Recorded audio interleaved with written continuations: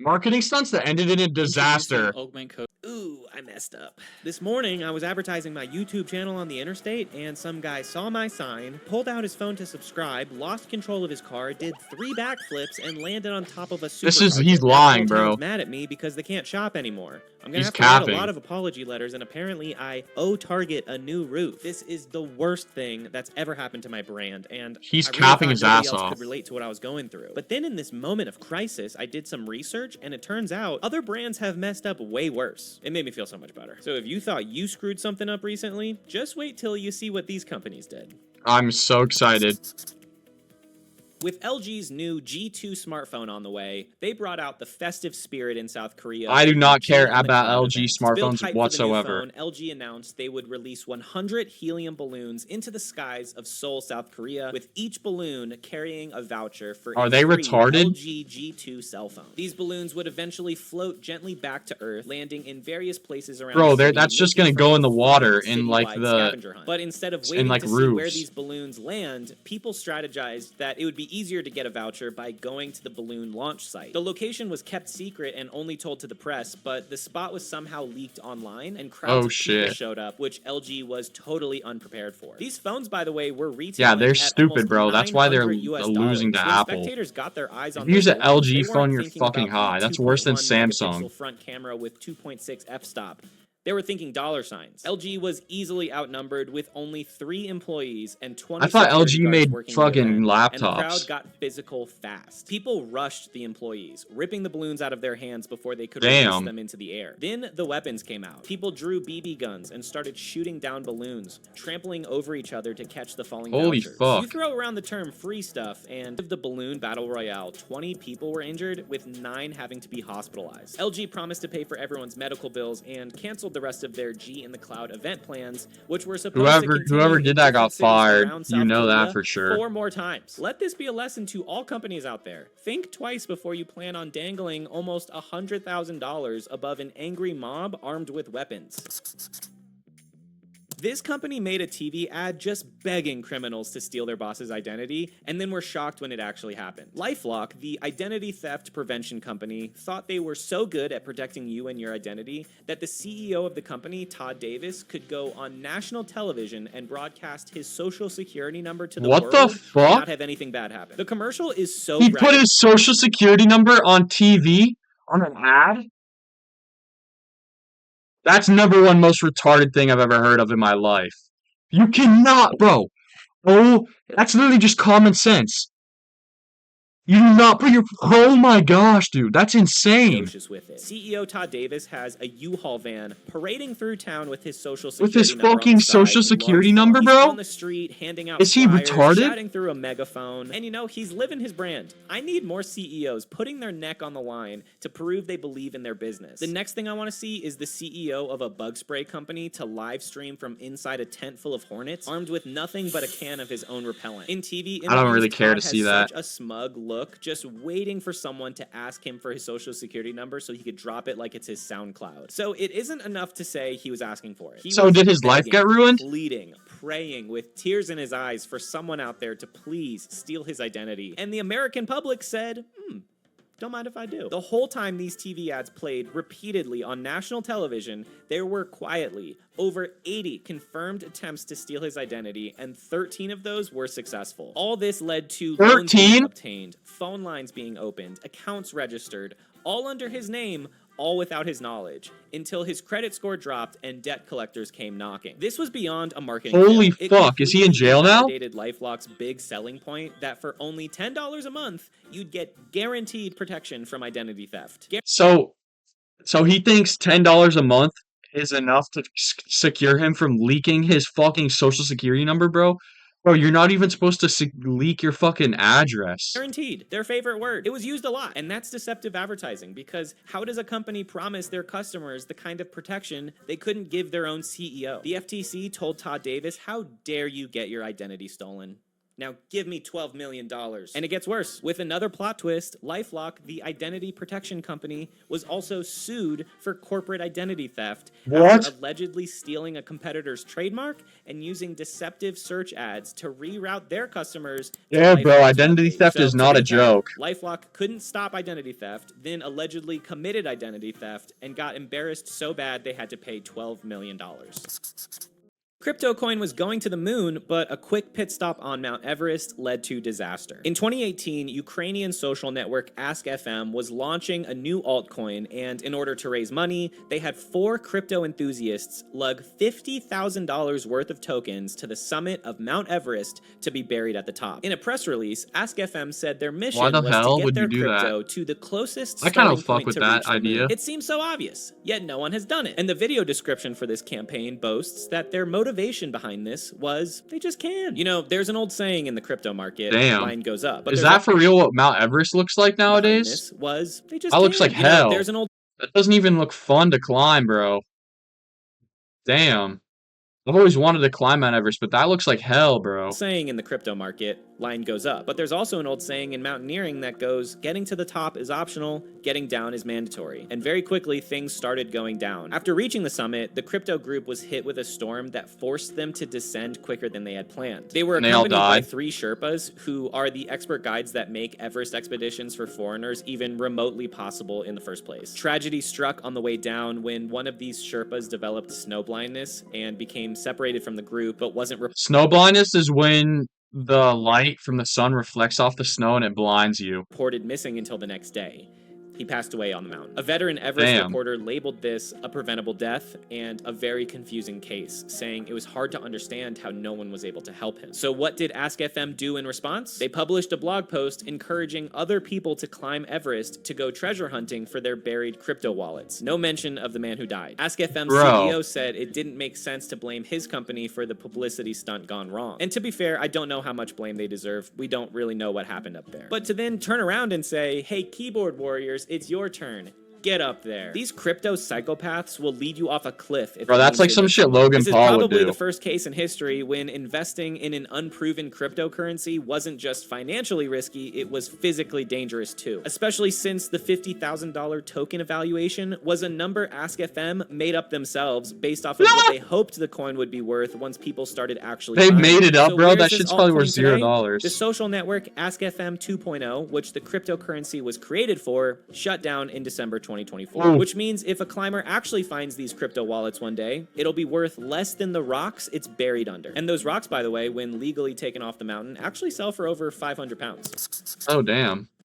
This movie was sponsored by Hot Garbage. Movie producer Dino De Laurentiis was walking through New York one day when he saw a long line of people waiting to buy lottery tickets. He mistook it for a line to a movie theater and a light bulb went off in his head. I'll make a movie about a treasure hunt called $1 Million Mystery, and to get people to buy tickets to the movie, we'll advertise that the movie holds clues to a real-world treasure hunt, and the viewer who solves the mystery wins $1 million.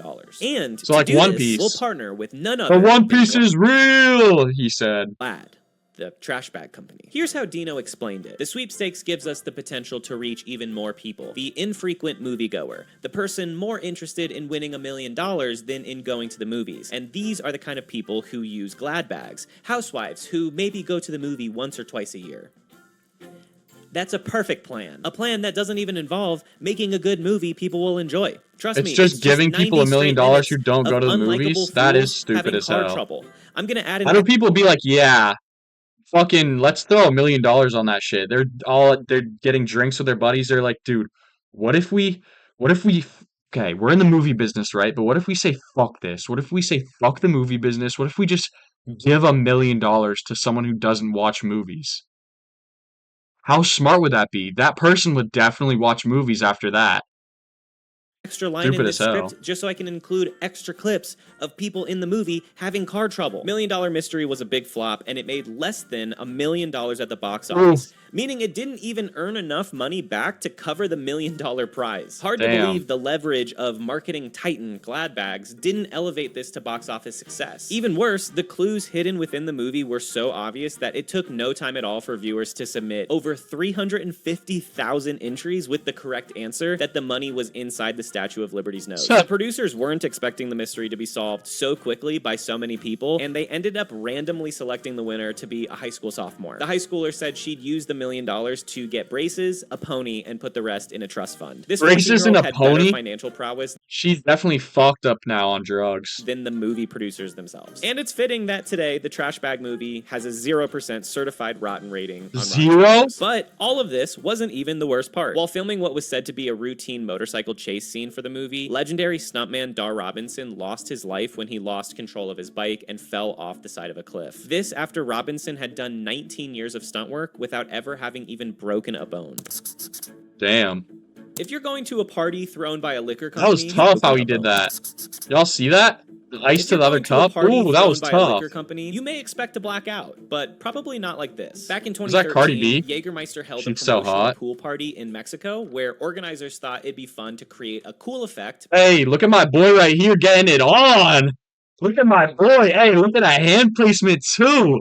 Oh my gosh, boy's going crazy in that picture. Oh, yeah. By dumping 4 buckets of liquid nitrogen into the swimming pool. And with that sentence, you can hear the gasps of terror coming from Walter White across the globe. That's my reaction the liquid to Walter. nitrogen did create a cool smoke effect, but it also displaced the oxygen above the pool, causing people in the pool to start suffocating. With 200 people in attendance, one by one, swimmers started losing consciousness, putting Holy everyone fuck. in serious danger of drowning. There's video of the exact moment it all goes wrong. It starts with scattered coughs, with the fog around the pool so thick you can't see the water, which Yeah, by itself holy also shit. seems like a safety hazard. Then you realize people around the pool are looking really worried and start pointing into the pool. Next, people start frantically jumping into the pool, getting lost in the mist, and coming out carrying unconscious, limp bodies. Holy and all shit. of this happens within 1 minute. 9 people were pulled from the pool and rushed to the hospital, and one 21-year-old fell into a coma. Some articles say the nitrogen No one died, though? reacted That's with good. the pool chlorine to form a poisonous cloud. Damn, while bro. Scientists argue nobody was poisoned. This is a super random thought, but just him saying coma made me think of this. Dude, being in a coma and like, some people when they're in a coma, they describe like being aware of what's going on. They just can't do anything. That would be the craziest, worst feeling ever, bro. Like, I cannot imagine what that's like. Like the people who like get sexually assaulted in a coma and they just can't do anything about it.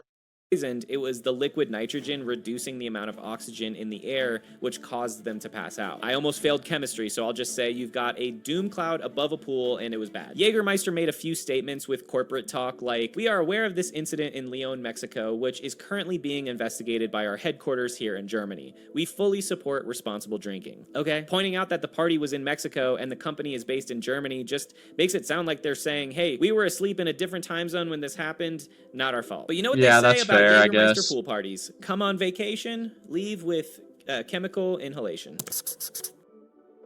So this is what happens when advertising a cartoon blows up in your face. By 2007, I remember this Aqua Teen show. Hunger Force was in its 4th season, and a movie based on the show was on the way. And to promote the film, Cartoon Network's marketing agency launched a guerrilla campaign installing 38 LED signs around the streets of Boston, featuring characters from the show known as the Mooninites. These innocent little pixelated dudes would soon bring disaster on the morning of January 31st. First, a commuter waiting at a bus station spotted one of the signs under a bridge, and the closer they looked, the more worrying that weird blinking box with wires and tubes seemed. It's giving them a Soon, finger. at least 9 suspicious device reports were made, and the next thing you know, the interstate is blocked off, public transportation What? stopped, cops, fire trucks. Wait, I don't get what ambulance- happened. No, the interstate is blocked off. Soon, at least 9 suspicious device reports were made, and the next thing you know, the interstate is blocked off, public transportation Suspicious stopped, device? cops, fire trucks, ambulances. He thought it was like a helicopters all bomb? rush to the scene, the bomb squad is called in, the whole city put on lockdown. When the brave heroes swarm to the suspicious device, they come face to face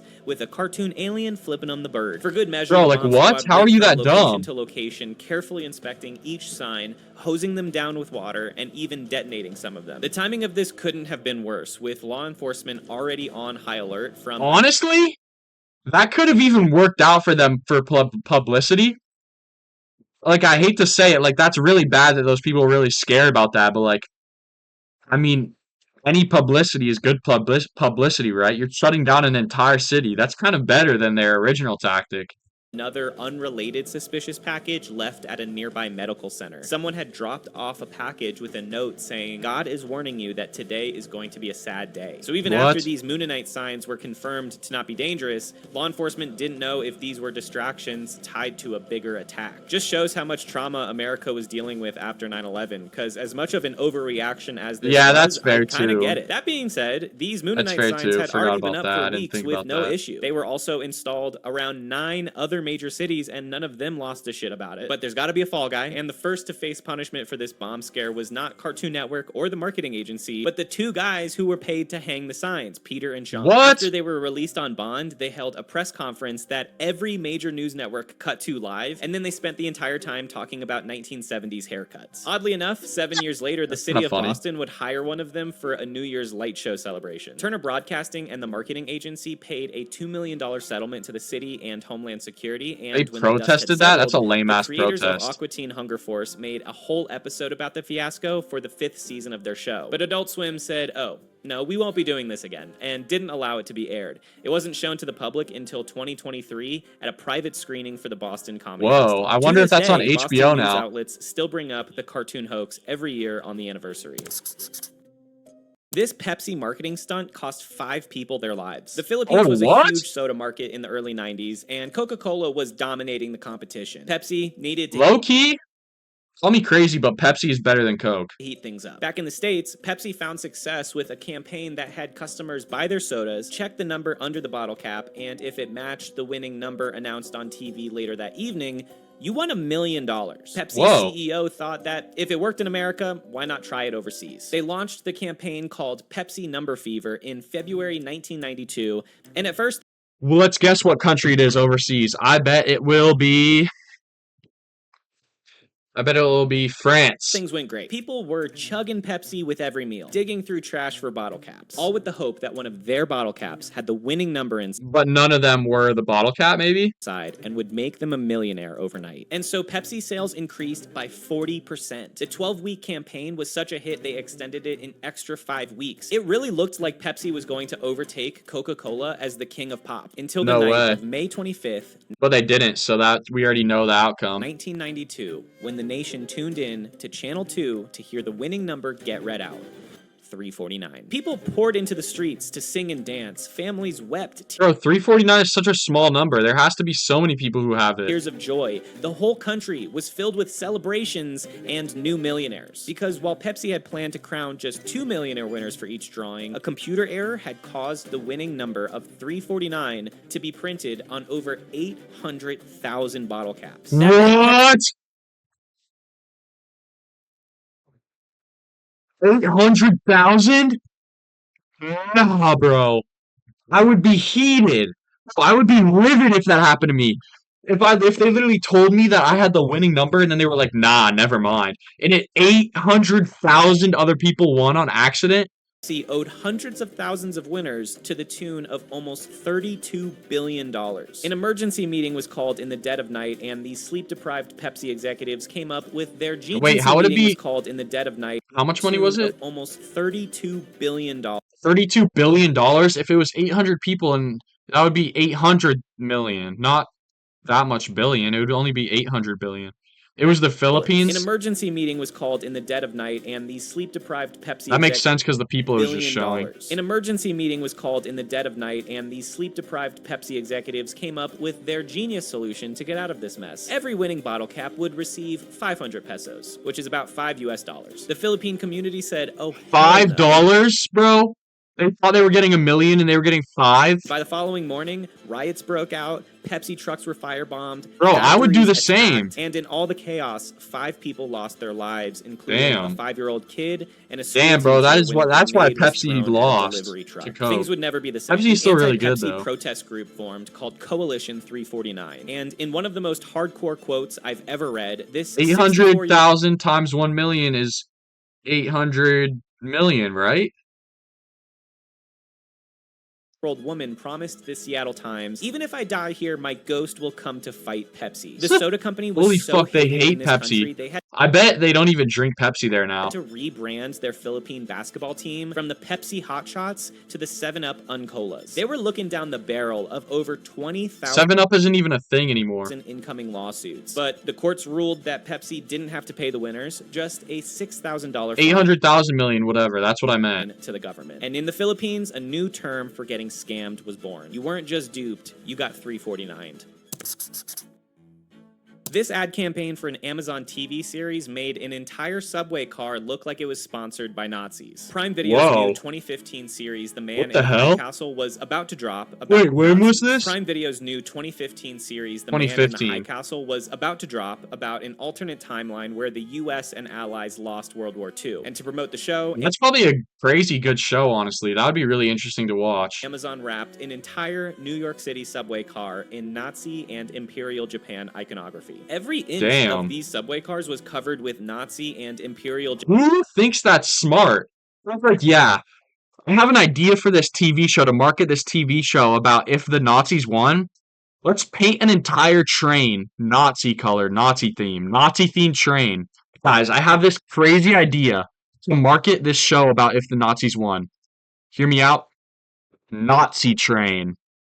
Japanese insignia. They covered the walls, the ceilings, they even covered the seats. And they did this ad installation in, of all places, New York City, home to one of the largest Jewish populations in the world. Who in their right mind is going to want to sit there? Doesn't matter, because the MTA said this met their advertising guidelines. This was also an example of how invasive advertisements have become. Public transit is something millions of people need to use every single day, and to not just be advertised to in there, but to be forced to interact with these ads no matter how intense they are. That might be the most dystopian part of all this to me. And my personal That's not dystopian, but that's just like, come on. Is that this all went according to plan for Amazon. Their statement wasn't really an apology and didn't even mention the subway car. They just doubled down that their content is high quality, provocative programming. And they probably knew they didn't even have to go all out to get nationwide attention on this marketing stunt. It only took one single subway car. This isn't a knock on the show. I haven't seen it. I've heard Okay, that actually makes sense because it would get national attention, like the news and stuff. That actually makes sense. This episode did go on to be the most watched Prime Video pilot at the time.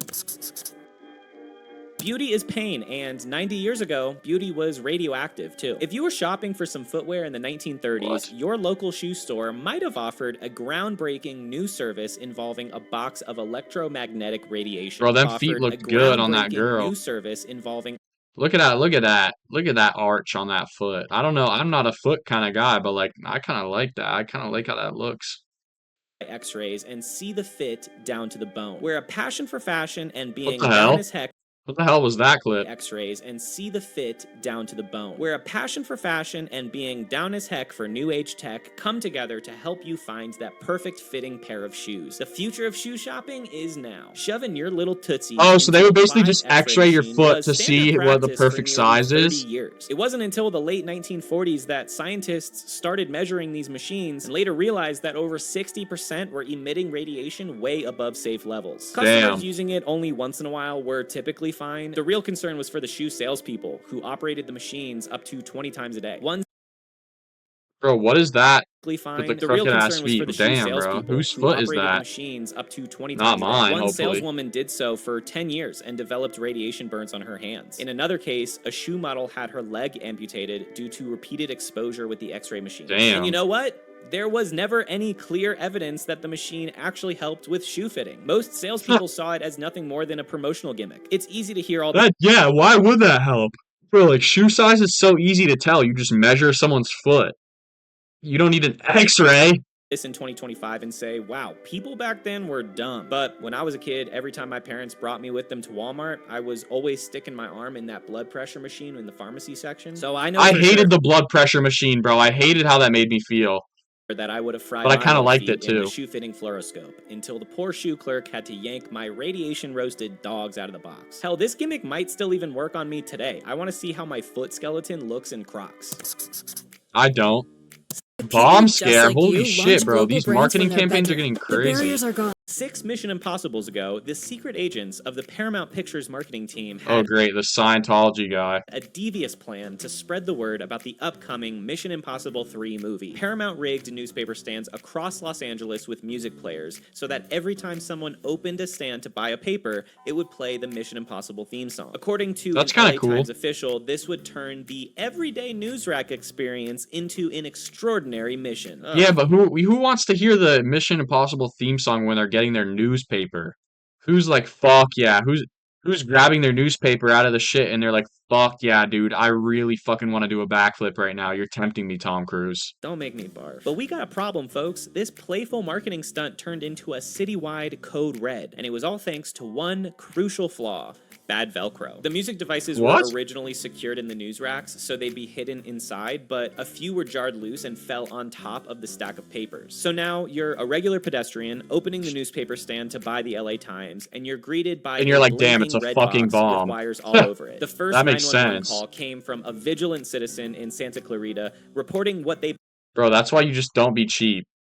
believed was an explosive in a newsstand. Then another report came in about a similar device found near a medical center, which had to be evacuated, displacing around 300 patients for an hour and a half. LAPD rushed to the scene, the bomb squad was deployed, and just as a precaution, they detonated one of the newsstands. But here's the Holy thing, there they weren't blew just up a a few of newsstand? these suspicious devices. There were Imagine how stupid you feel after 4,500 you blow up a newsstand. You just find out there's a little recorder playing Mission Impossible music. spread all across the city. So as more people stumbled onto these tiny red devices, more frantic 911 calls had to be fielded by law enforcement, clogging up emergency services for days. Eventually, authorities traced the source of these suspicious packages back to Paramount Pictures and realized it wasn't a citywide terror threat, it was just some good old movie marketing. Paramount was ordered to pay close to $100,000 in damages, which for a marketing 100,000 is campaign nothing. reaching national headlines that perfectly matched the vibe of the movie it was advertising, that's promo at a huge discount. The Times senior VP of That operations Loki is though, bro. Like that's honestly that's the kind of thing where it's like, is it worth taking the fine? You know what I'm saying? It's like drug dealers. Like they'll go to jail, but they can just bail themselves out and still have way more money. even said, I think Paramount is pretty happy about it. And after all the chaos, they didn't even have to remove the devices. The theme song playing boxes were allowed to stay in the racks through the end of the campaign timeline.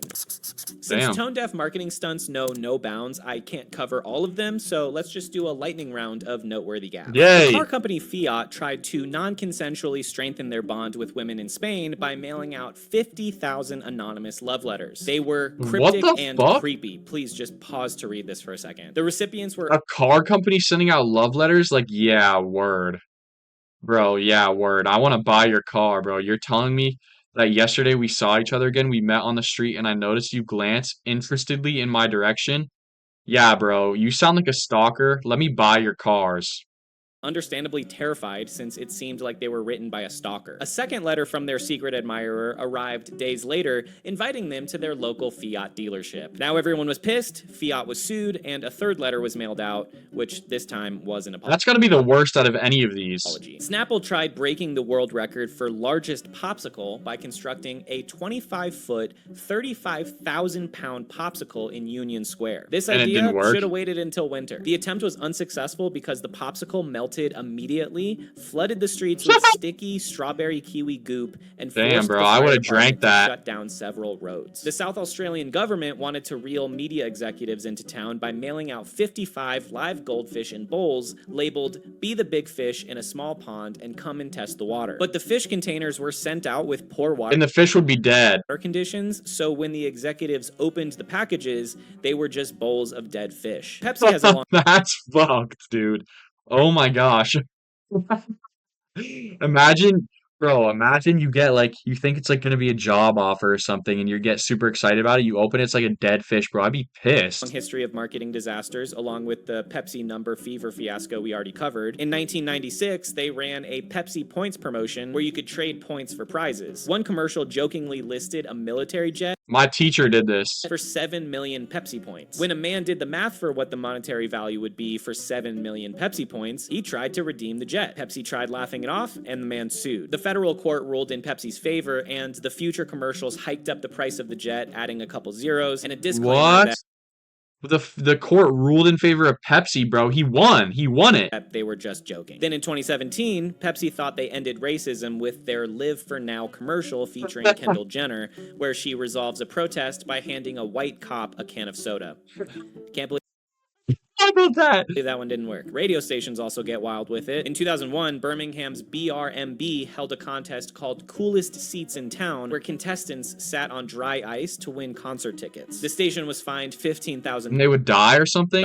After 4 people got severe frostbite. Damn. No, you don't mess with dry ice. In middle school, my friend and I were stupid and wanted matching dry ice scars. You got what you wanted, kid. 18 years later, mine is still there. Another I don't radio even station, see anything. KDND, ran a contest in 2007 where whoever drank the most water without peeing won a Nintendo Wii, and a 28-year-old woman passed away with water intoxication. Holy shit, dude. I remember, that's fucked. I remember back in the day, whenever I ate my first jalapeno, it was in this like 4th grade like fair thing that we did where everyone like had a fair stand that they set up. And this one girl brought nachos and jalapenos, and I ate the entire jalapeno like it was like a whole jalapeno, not like little slices. I ate it, and then I was really on the ground rolling. Then I went inside. I started drinking water fountain water, and every time I was stopped, my mouth would just catch on fire again. So I just kept drinking, and I just threw up everywhere. In the 1950s, DuPont Cellophane ran ads showing babies wrapped in cellophane. The campaign was stopped after people realized this might be a suffocation risk. And possibly most unhinged of all, Ogilvy India ran a campaign for mattress company Kurlon featuring a cartoon Malala Yousafzai getting shot in the head by the Taliban, bouncing off a mattress, and landing at a podium to win an award. What the fuck? Bouncing off a mattress and landing at a podium to win an award. Yo. The tagline reads, "Bounce back." Reading all that made me want to jump off my bed and out a window. Now might not be a good time to advertise this, but... Damn. All right. Well, thank y'all for watching tonight.